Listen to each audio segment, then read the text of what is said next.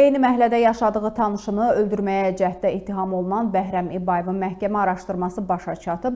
Bakı Ağır Cinayətlər Məhkəməsində keçirilən sonuncu iclasda hökm oxunub.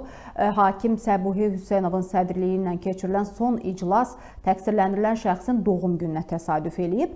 Vəkil müvəkkili üçün önəmli günü və azyaşlı övladının olmasını nəzərə alıb və məhkəmədən yüngül cəza verilməsini xahiş eləyib. Məhkəmə qənaətə gəlib ki, təqsirləndirilən şəxsə qəsdən adam öldürməyə cəhd maddəsi ilə verilmiş ittiham təsdiqini tapıb. Hökmə əsasən Bəhrəm İbayev 8 il 3 ay müddətinə azadlıqdan məhrum edilib. Bəhrəm üçün bundan sonra 11 mart təkcə doğum günü kimi deyil, hökm günü kimi də xatırlanacaq.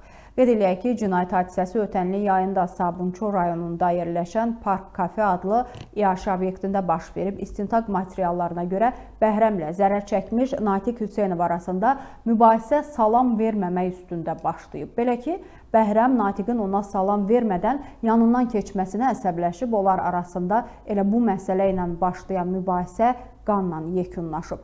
Bəhrəm qarşı tərəfə 14 bıçaq zərbəsi vurub. Ağır xəsarət alan zərər çəkmişin həyatını xilas etmək mümkün olub.